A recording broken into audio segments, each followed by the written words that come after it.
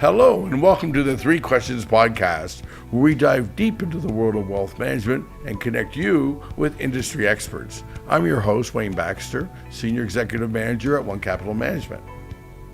Now, if you or someone close to you are frequent visitors to the United States, you will not want to miss this week's episode. Why? Well, our topic is the three questions frequent visitors to the United States should ask before their next visit. Thank you for taking time to check us out. And if you enjoyed this episode of the Three Questions Podcast, please consider liking this video and subscribing to our podcast and YouTube channels. In 2023, approximately 21.2 million trips were made by Canadian visitors to the United States. From tourism and visiting loved ones to attending business meetings and conferences, there are clear activities permitted under visitor visas. However, the line can sometimes be blurred, and if you're on the wrong side of that blurred line, you could also find yourself on the wrong side of the law. Today, we're joined by Heidi Son. Heidi is an immigration attorney and founding partner with Fairfax, Virginia-based Kodem Tang Law Group. And today, we're going to discuss the three questions frequent visitors to the United States should ask before their next visit. Heidi, great to see you. Thank you for making time for us today, and again, making yourself available for our podcast. Thank you, Wayne, for having me. I appreciate it. I got just to give everybody kind of a cue as to how this all came together. Heidi and I met, I guess, over a year ago, and she invited me to attend a webinar where she was the guest speaker, and her presentation really kind of raised a few eyebrows, including mine. And suffice to say, that presentation, Heidi, inspired me to invite you to be on the podcast. So I'm finally glad that we were able to make our schedules work so that you could have you on with us today. The last few months, in addition to us creating our new studio here, we had that going on. Your last little while has been quite busy as well because you decided to start a new law firm. So before we get to our three questions and all of that, why don't you just take a couple minutes and tell us about your law firm and your practice? Thank you. So I've been doing immigration for over, 13 plus years now, and I was a labor employment lawyer for 5 years at a big law firm. I'm pretty active in several different volunteer nonprofit organizations, and one of them is the Asia chapter of the American Immigration Lawyers Association. And I was on the executive committee there, and I met my two partners there.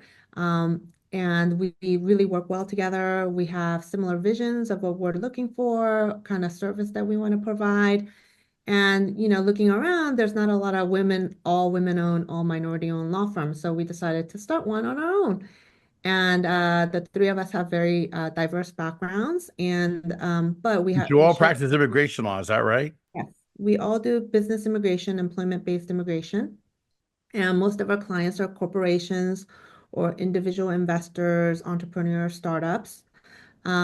We do occasionally get some artists and performers and musicians, as you can see from my background here. Yes. I painted. Very artsy. Is that one of your creations? Yes. So I was Beautiful. a major before I went to law school. So we really are proud of the law firm that we have created, and it's very busy. And we're excited to start our law firm with three very, committed women. Well, I acknowledge the fact that your schedule is really challenging, and I was really appreciating again that you could squeeze us in here today. Okay, you know what? Before we get to our three questions, one more thing. You and I should discuss, how the recent election where, Donald J. Trump became the 47th president of the United States, how's that going to impact U.S., immigration law going forward? Now, most of the headlines, as I'm sure you're more than aware, have focused on deportations of individuals who entered the United States illegally and have committed violent crimes. For our discussion, though, I really want to focus on employment visas. Having, for yourself, you mentioned you've been practicing immigration law for 13 years, 5 years as a labor employment law. So you've been really on the front lines on both sides, immigration and on employment law. Now, as I understand it, President Trump has stated that he supports visas for highly skilled workers, and in particular, he expressed more favorable stance for the H-1B program, stating that it was a great program and acknowledging his use of H-1B visa holders at his properties. So I'm really interested, given how like this is like a now issue, like how do you see this unfolding going forward? Like what's your take on all of this? Yes. So, obviously my clients are also concerned, even though they're not illegal immigrants, they have legal status here in the United States about how the new administration will affect their H-1B or their green card applications, etc., given what happened 8 years ago. Hmm. Now, I know that President Trump Maybe you can has. give us a bit of a revision, a history lesson of what 8 years ago was like for you as an immigration attorney. Yes. So while President Trump has stated positively about the H-1B program and highly skilled workers, et cetera, this time around, unlike last time, if we take lessons from what happened 8 years ago, um, because we can only project based on the past, right? The past Right. experience. 8 years ago, he was pretty tough, not just on illegal immigration, but also legal immigration as well, in particular with the H-1B program. So just to give you a background, the H-1B program, if you make the lottery and then you're selected and you submit the application, it is one of the highest approved petition. So there's a over like 95% approval rate for H-1B. If And you win the lottery and you get an H1, you win the H1B lottery, it's almost a fait accompli that you'll be approved, what you're saying. right. And then if what you submit is what the USCIS, the government agency, considers for some reason insufficient, the issue was called the request for further evidence. We call it the Yes. RFE. I'm familiar with Um, that, by the way. never like getting those because it takes more time, more money, and the client's not happy, the lawyers lose money on it, and so Check, nobody's happy. check, and check. I can agree Right. again with all the above. Right. So nobody likes getting RFEs. But the H-1B program actually has a very low RFE rate. It has a very high approval rate and very low RFE rate. So historically, it's been maybe 5% RFE rate. Um, and during the prior Trump administration, in the first 6 months, the RFE rate went from 5% to 60%, six Go zero. on. Yeah, so obviously we're very, very busy. Usually our summers are very quiet, but our summers were filled with responding to all these RFEs. And unfortunately, the denial rate also went up to about 30% or so. Can they be So appealed? Just out of curiosity, those when there's a denial, is there a way of continuing a path forward, or is it yes, so you can appeal. The only thing is the appeal process takes a really long time, usually a year or more. So generally speaking, we just say to refile. It's much faster. It's expensive again because you have to pay all the fees over. sure?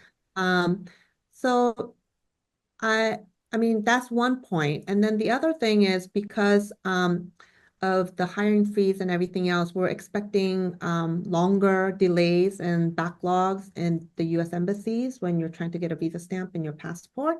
So it's not just how the review process might become more stringent, but Hmm. also just a lack of enough personnel support. The time frame for getting anything finished is going to be a lot longer because that was a real big issue back. I remember back going through the first time around was the frustration and speaking to other attorneys that I Mhm. know across the U.S. here about and people, clients as well. I remember this one H1B case, H1B visa case of a case of clients I was working on.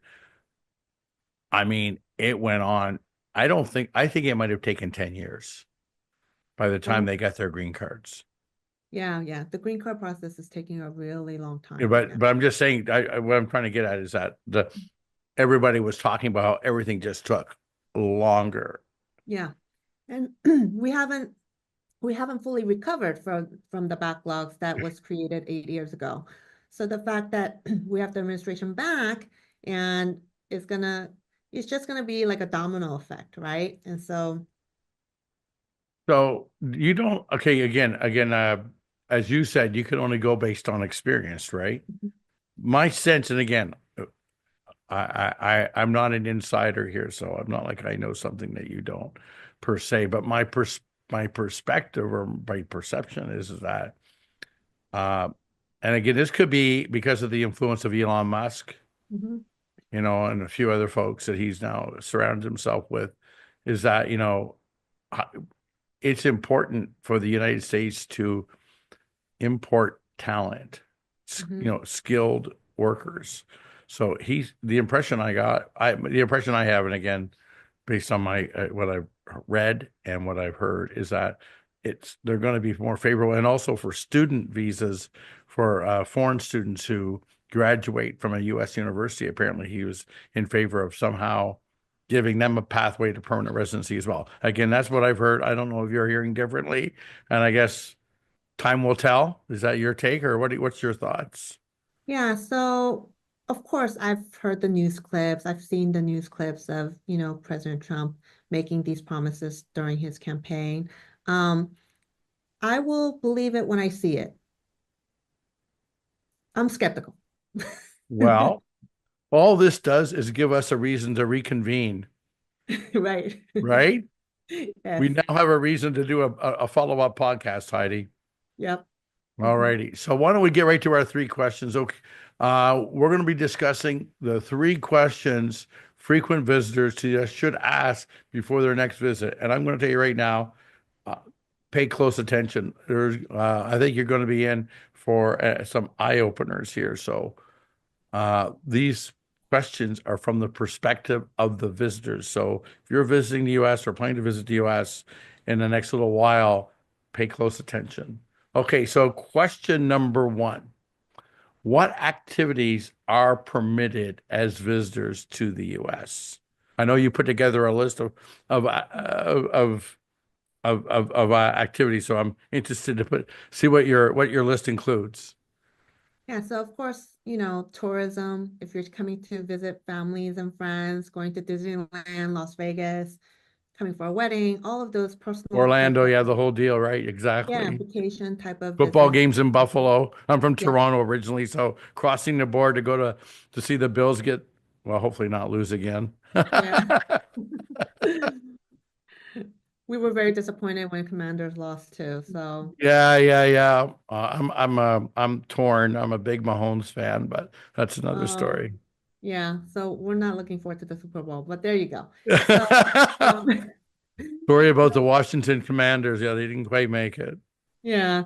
So those are kind of the tourism activities. And then the other like business activities that's allowed is business meetings, negotiating contracts, attending conferences, seminars, business meetings as in like uh, meetings with potential clients, potential investors, that kind of business meeting where you're not involved in any gainful employment, meaning what you would normally do in your job, at your office, let's say in England or Canada or wherever you are, as long as you're not engaged in what's called gainful employment activities, um, there are certain business activities that you can engage in, such as business meetings.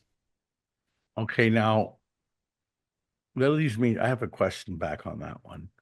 Mhm. Okay, so I'm at a conference. Maybe I'm in New York, Chicago, uh, and I had before I left scheduled a Zoom meeting. I'm in Toronto, just as a perfect example. I have a Zoom call with a client of mine or a Mhm. prospective client. Should I reschedule that till until after I get back to Toronto, or is it okay to take that type of a call? So what I tell my clients is that, well, usually when they come to me, they've already done something they're not supposed to do. So, Yeah, of course. right? Sounds So, familiar. yeah, but so basically, what I call it is the butt test, right? So if you are physically in the United States, it doesn't matter if you're working for a foreign company in China, Korea, wherever, and that you're getting paid, meaning the money is going from that Chinese company to your Chinese bank account, right? And you are just visiting in the United States and you're checking emails, like, getting on Zoom meetings or whatever. Um, if that's part of what you would normally do in your course of employment, you're not supposed to be doing that while you're physically in the United States. That said, especially with the post-COVID world, a lot of people are virtual now and they Mhm. engage in a lot of these virtual activities. Um, there is sort of like an analysis you can do, like what is your primary purpose in coming to the United States, right? If your primary purpose is coming to the United States to attend the conference and you're spending the vast majority of your time attending that conference, and that one Zoom meeting with a prospective client in Canada is just incidental to your visit to the United States to attend a conference, then it should be fine. Now, if the conference is 1 week long and you decide, you know what, I actually, it's too cold to go back to Toronto and I want to stay in Florida for another 2 weeks. And I'm gonna, for the next 2 weeks, work in Florida out of my little Airbnb, looking out into the ocean or whatever, and you are actually working. Well, those 2 weeks now you are violating your B1 visitor status. Well, that segues quite nicely into our second question. So I jumped ahead of myself, but I couldn't resist. So, because question number two, we can have a discussion around this. Question number two is if I'm attending a team, here it is. We'll start from the beginning. If I'm attending a team meeting or team building retreat in the US with my colleagues, am I able to work? And again, respond to calls, emails, client follow up. Mhm. So that's kind of like leading into what you just said. Right. So again, if the retreat, let's say you have a retreat in Santa Barbara at this lovely cliff, hotel or whatever, and Right. it's for 5 days. We used to go to the And Hotel Del Coronado, and when in Canada, I used to go to the Hotel Del Coronado down in San Diego. It's just a gorgeous place. By the way, if you've never visited, a little free advertising for the Hotel Del is spectacular. But that's an example. Right. So, and let's say the team building is with colleagues in the United States as well as, from all over the world. Let's say you work for a global company that has an office in the US as well as, other places, right? Including your Canadian office, let's say. Well, the team building part is fine. You are attending this retreat, you're maybe doing hypos and pretending to work on a project together. All of that is fine. And during those 5 days, if you happen to check emails in the morning and in the evening and you respond to your clients or maybe even get on a call here and there, again, that is probably incidental to your primary purpose of coming to a retreat. So that probably is fine. Now, most of my clients, what they ask me is, well, I flew this guy from India, all the way from India, for a 5 day retreat. You mean he can't come into my San Francisco office, New York office, wherever, for another month? Because he has a visa for 6 months. Can't he come into my office for 1 month and actually really work with the US employees and his colleagues and see how the New York office works and how we, deal with clients, etc.? I was like, no, you can't. Not on a B1 visitor visa. You can on if you get a work visa, right? And it becomes even more complicated if there is an office in the US. If the company has actual presence in the US and there's a US company, it becomes even more gray, right? More iffy, you more risky, I guess I should say. Interesting. So here's a question as a follow-up. I don't think I'm stepping on the toes of my own questions here. How long? So I think most of us would acknowledge, and again, I didn't know what everybody did, but I think most people, and this I'm using my own personal experience here, okay, just as the reference point. So again, we talked to a lot of Canadians. Our practices cross border with Canada, and what happens often is, but people will just say they're visiting the country to go to a conference or whatever, like you just said. How long can someone stay in the US as a quote unquote visitor without getting into the crosshairs of border services? What's the general rule of thumb? And I know there's, depending on where you're from, will may different time. So for Canadians, how long would it be, for example, if you're coming from Canada? Or and you can use examples of other places as well if you'd like. Right. So technically, there's a maximum period, right? Yes. So legally, there's a maximum period. So for most country nationals throughout the world, you need a what's called a B visa stamp in your passport. You have to actually Right. go to a consulate, do an interview, explain why you're going to the United States, and get a visa stamp. So like Indian nationals, Chinese nationals, most of the countries around this world would have to get a B visa stamp. And the visa stamp also, the period of the visa stamp depends on your nationality.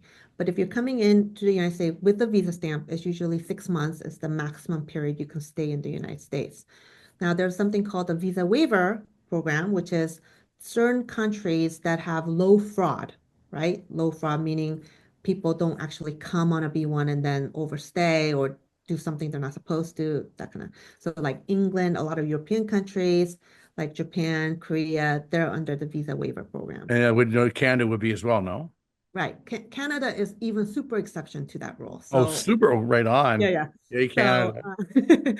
so you so those country nationals don't have to apply for a visa stamp at the consulate. They can just apply online, what's called ESTA, and they can come. And then as long as there's no criminal record or something like that, they get it approved, and then they could come to the United States. And their visit can be a maximum of 3 months.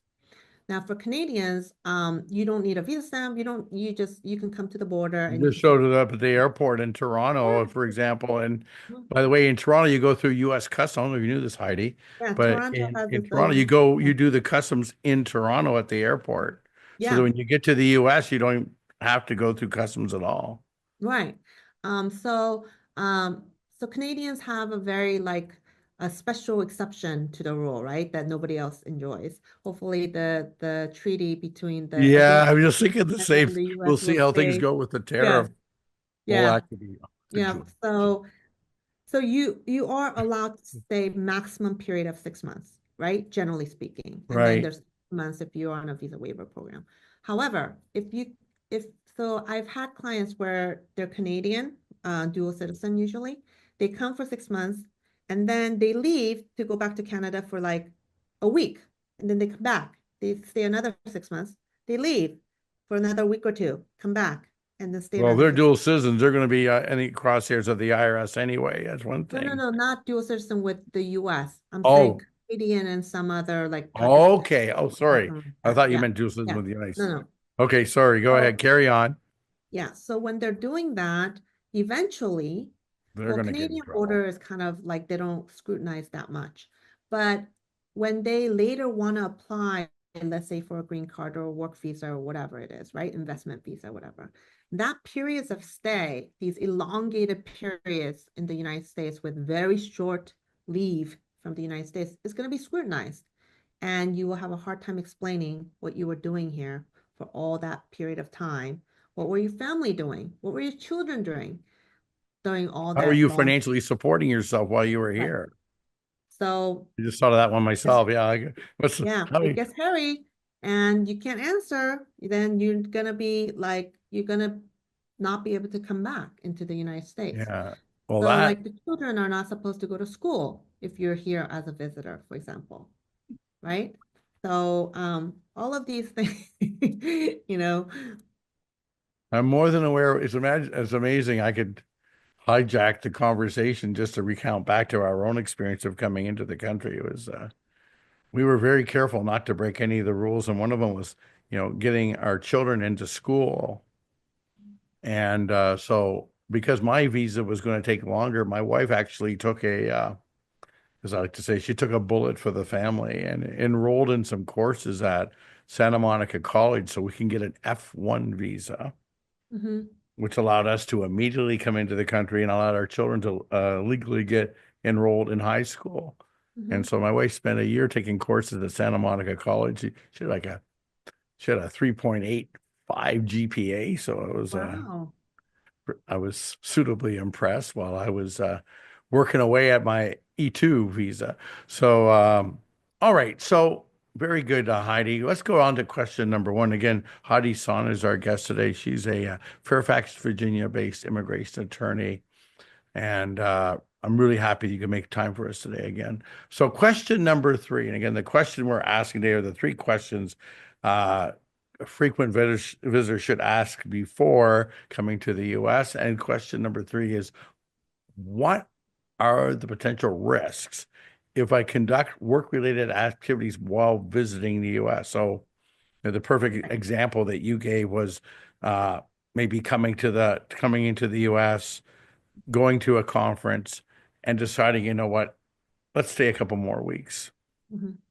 And during those couple more weeks, yes, some sightseeing is occurring, but more often than not, there's a lot of work occurring. Or even a better example, someone who is, decided to get a second place down here in the U.S.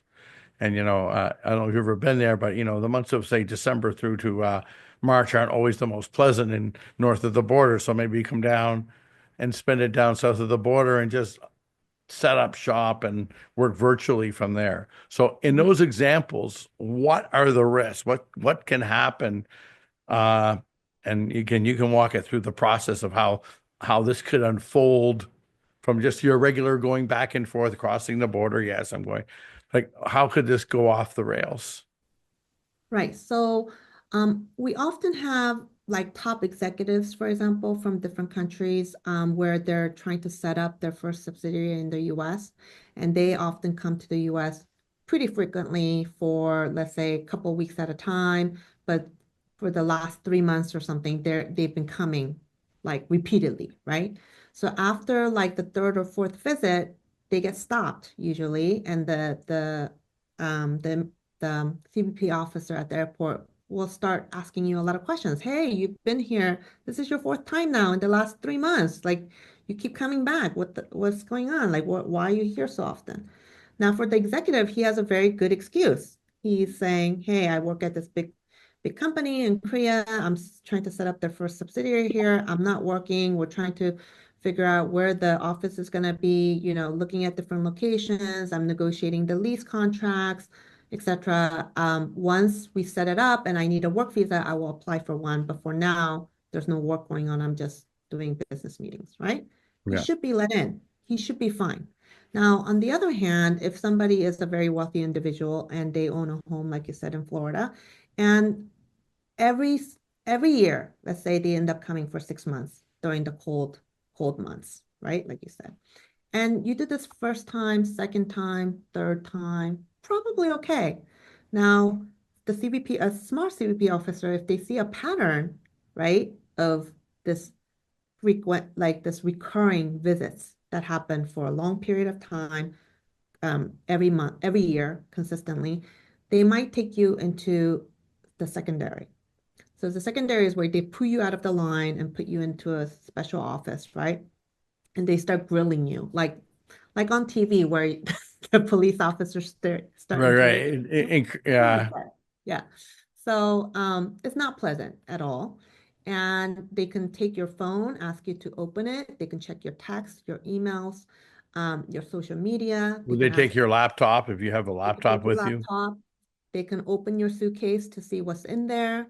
Um, if you said, hey, I'm just coming for a wedding for a short visit, but then they see all this clothes in there with like your winter jackets or whatever when it's only September, things like that, they're gonna be like, hey, I thought you said you're gonna be here for only a couple of weeks for a wedding. What the hell? Why do you have a parka, like down parka with all, fur everywhere or whatever it is?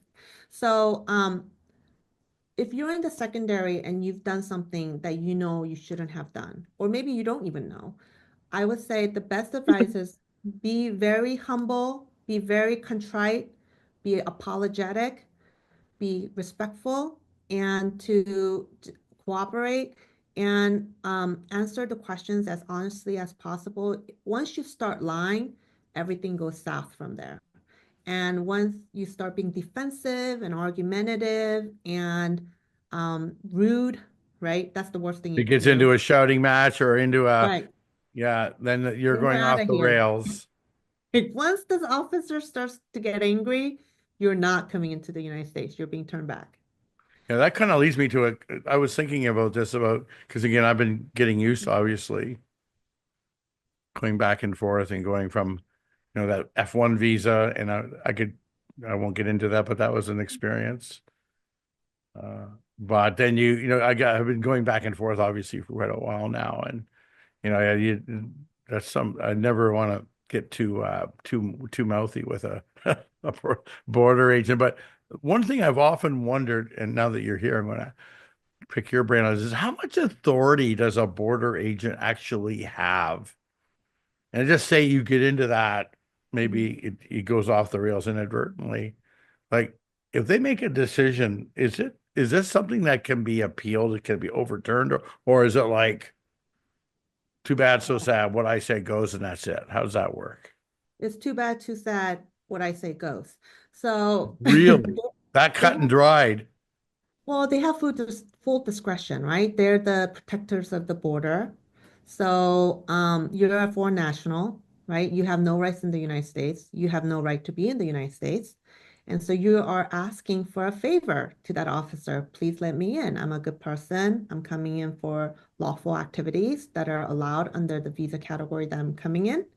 And that's what you have to convince them. The assumption is you're coming in for something you're not supposed to. So Hmm. So you're that's in this case, you're in a way you're kind of presumed guilty before you're innocent. So you had to prove that when you go to the border, you have to prove that you're not coming in for something nefarious. right. So the Especially if, border agent's perspective is, in theory, that you are coming in for reasons that you shouldn't, and you have to convince them otherwise. right. So it's called immigrant intent. So you know, so you're a green card holder, of course, no problem. You come in, right? You're just like a US citizen, basically. Although 8 years ago, it wasn't treated that way. So hopefully it'll stay the same. But so Be optimistic, Heidi. yes, I will try. So, if you're basically every foreign visitor is assumed to have immigrant intent. Immigrant intent meaning that you are trying to live permanently in the United States as a green card Got holder. it. Okay. So you have to convince the officer That that you want no, that you're actually going to leave. right, that you're going to leave when you're supposed to, and then you're not going to be doing anything you're not supposed to be doing while you're in the United States. That doesn't mean just crimes or doing something stupid. It also means you are going to limit yourself to the activities you're allowed under that visa.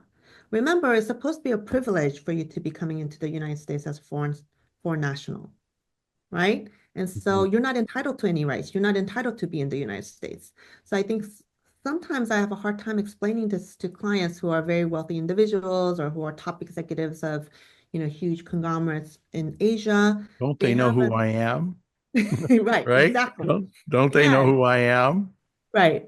I call it the entitlement attitude. And I had one client who said, he's supposed to be going to this visa interview at the consulate, and he goes, "Well, I'm gonna have to bring my chauffeur and work. Can they give me a VIP parking space?"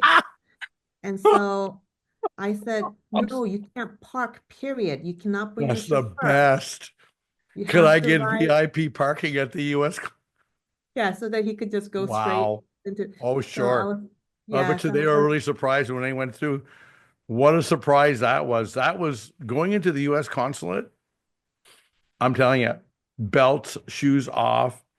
They were checking my dossier, all my immigration for Ryzen. Like they were like, so they were like, it's not, yeah, it's yeah. I was like, you can take a LA taxi parking. and or you can bring your chauffeur, but he will have to drop you off, and then you have to walk Mm. the last, Your chauffeur may be subject to a body cavity search too, by the way. So So he was like, "What do you mean you can't get me a VIP parking spot?" that's Uh, that's classic. I'm so, I just tried to envision that. All yeah, right. I'm sorry I'm getting off the rails here. That's great, Heidi. Seriously. Oh yeah, well. What'd you call it again? The attitude. entitlement attitude. Yeah, I'll be good. Okay, look, I know you've given us a lot of time here. Before we wrap up, I have one more. I want to get back to this one because I talked about it earlier. I'll talk about my favorite visa, the E2 visa. Mhm. It's the one that helped me get into and working here with One Capital, and I'm forever grateful. Uh, Now, this is, again, I think you would acknowledge this. We've seen here with this new administration sort of this trend towards a merit-based system, right? Mhm. So, because of this, do you think this is going to lead to a more positive view towards the E2, the, the E2 investor who's coming to the US saying, I want to start up a new business. Do you think it will be, and the program will be changed, made easier? What is your view on that program in particular? Yeah, so just to clarify, the E2 investor visa is a temporary visa. It's not the same thing as an EB5 That's for sure. permanent residency visa. So EB5, there's a requirement for you to invest at least $1.05 million, right, for the most part. It was And 500,000 back in 2012, by the way.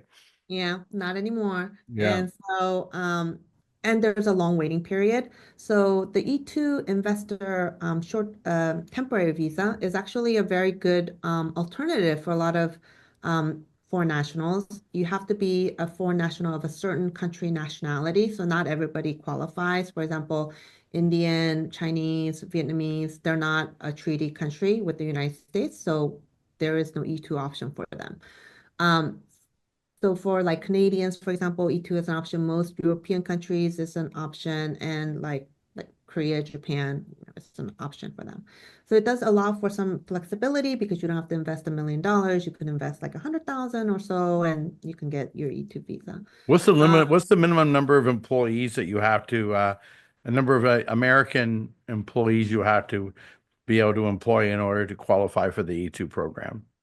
Right, so there is no regulatory minimum like the EB5 program. The EB5 program says you have to hire at least 10 US Right, workers, right. whereas E2, there is no regulatory minimum. What it says is that the E2 enterprise has to generate enough revenue profit so that it doesn't just feed the investor and his family.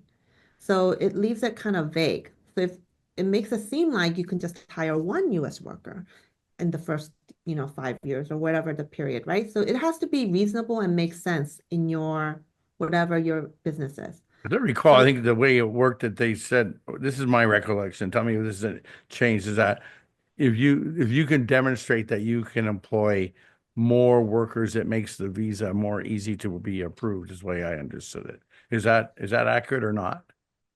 so basically it depends on the type of business. Right, So say you're starting, I don't know, food truck business, right? Well, likely the likelihood is you can't hire 10 workers, right? You can't fit right, them in the truck, right. right? So you could Well, you could probably have hire, you could have 9 trucks though, Heidi. I mean, there's right. always But I'm that. saying if you started with one, Got it. and yeah, so and then if you're approved, I'm sure like the embassy will be okay if you hired one person or two people. Got it. Versus, let's say you're starting a high-end sushi restaurant in Manhattan and you hired only one US worker. Well, then it That's becomes going to be a bit interesting. yeah, problematic, right? Like they're gonna be like, well, where did you get the other 20? Oh, it had my aunt, my uncle, my, cousin, my whatever. Then it becomes a little bit more dicey. All right. Well, listen, you know what? You're awesome guests. And I say, as the world unfolds here, immigration wise, we'll be giving you a call back and we'll see where we stand in terms of how the backlog and the visas and all of that with H-1Bs. Well, I look forward to an update. So now the good news is for those watching with on the website here, on the Three Questions website, uh, they can see your contact information. All of it's all there. But for those who have been listening on Apple or Spotify, could you? I'm sure there's going to be questions for sure now. I mean, we've probably rattled more than a few pots and pans here, Heidi. Uh, what is the best way for someone who wants to contact you to get a hold of you? What's the best way? Phone, Yeah, email? How? yeah, email is the best way. So Heidi's son at kstlawgroup.com. That would be the best way to reach me. It's I'm on Heidi dot song, just to be okay, clear. the Heidi dot, the dot period, song. Yeah. yeah. Or can they connect you through the website? Yes, they can also connect me to the website, but that goes to our like kind of group email. Right, right. So Oh, they email you directly. So it's Heidi dot song at kstlawgroup.com. yeah. Perfect. Well, Heidi, again, thank you so much. It was awesome having you joining me today. Heidi Son is an immigration attorney and the founding partner of Fairfax, Virginia-based Kodem Son Tang Law Group. Heidi, thank you very much. I look forward to bringing you the 3 Questions podcast, and I hope you find them educational and informative. Please consider liking this video, subscribing to our YouTube channel and podcast channels. And to receive notification of when our latest episodes have been posted, please click on the notifications bell. Lastly, to schedule an online consultation with me to discuss your wealth management needs, please click on the link in the description box below, www.onecapital.com/meet with Wayne. Thank you, and we will see you soon.